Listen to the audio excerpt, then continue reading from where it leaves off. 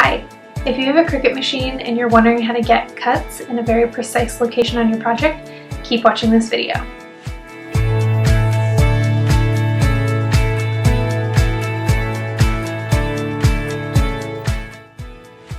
Okay, so here's the project I'm currently working on.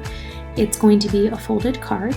The left side has a digitally printed design, and then on the right side, a photo is going to be inserted. So I have drawn these diagonal black lines, and I want to use my Cricut to cut them so that a photo can be put in later. The first thing I've done is exported just the black cut lines as a PNG image that I'm going to upload into my Cricut design space.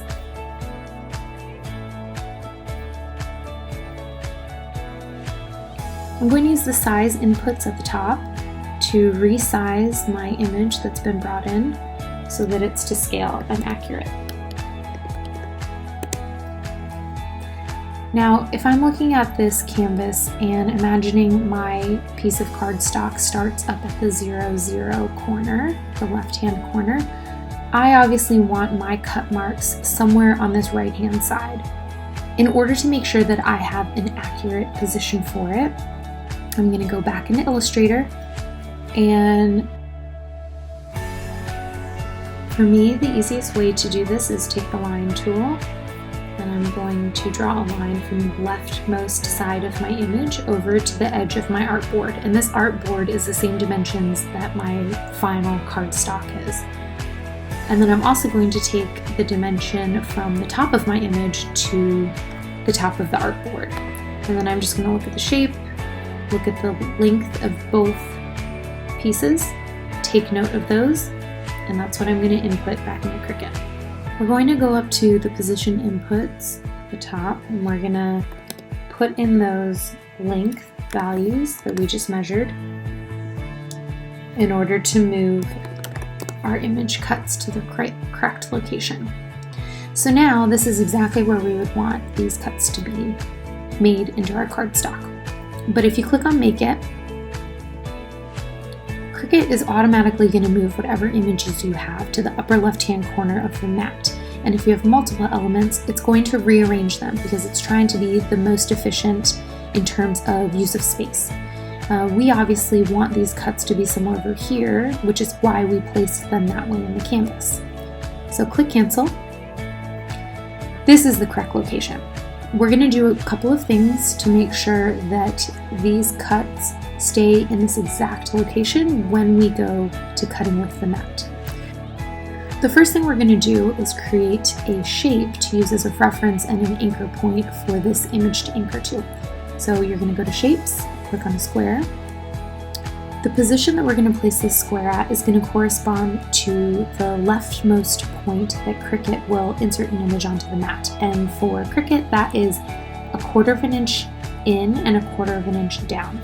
So using the inputs for position up at the top, we're going to change those to 0.25 and 0.25. That will move your square up into the upper left-hand corner. As far as the size of the square, we want to decrease it until it is 0, and you can do that simply by dragging like I just did. The reason why we want it to be 0 is because we want Cricut to recognize that there is an element here, but we don't want it to actually make any cuts. The second thing we're going to do is to adjust where we're going to place our cardstock on our cutting mat. So where we placed this cut image was using an assumption that we would have the cardstock start at 0, 0 in the upper left-hand corner. Because I don't want this little square to mess up or make a mark on my cardstock in any way, I'm going to move my cardstock to 1, 1. So 1 inch in and 1 inch down when I place my cardstock on my cutting mat. So I need to make sure that I take that into account for the position of my cuts. All I'm going to do is I'm going to add an inch to the X position and add an inch to the Y position. So now this is the position of the cuts if I place my cardstock at 1, 1. Now that I've done both of those things, I'm going to come over to the right, select both the square and the cut image. I'm going to click Attach in the bottom right corner. Now Cricut views these as one singular image. So when we click on Make It, Cricut no longer moves your cut image to the left-hand side because it thinks there is a tiny square up in this corner, and so that gets to be in the leftmost side. And from here, you can do your cutting. Excuse the state of my cutting mat. As I said before, when you go to place your cardstock, make sure you are placing the top left corner at 1, 1 instead of 0, 0. Because we put that dot in the upper left-hand corner, you'll see the Cricut goes over to the left, and right there it touches the blade down, but it doesn't actually cut. And then it continues on with the rest of the cut lines. But that's the reason why we put the cardstock at 1, 1 instead of in the corner, just in case it leaves a little mark on your paper.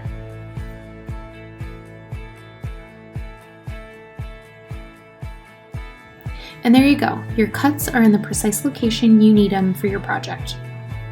Thanks for watching. You can subscribe to my channel for more tips and for calligraphy work. And as always, leave a comment if you have any questions.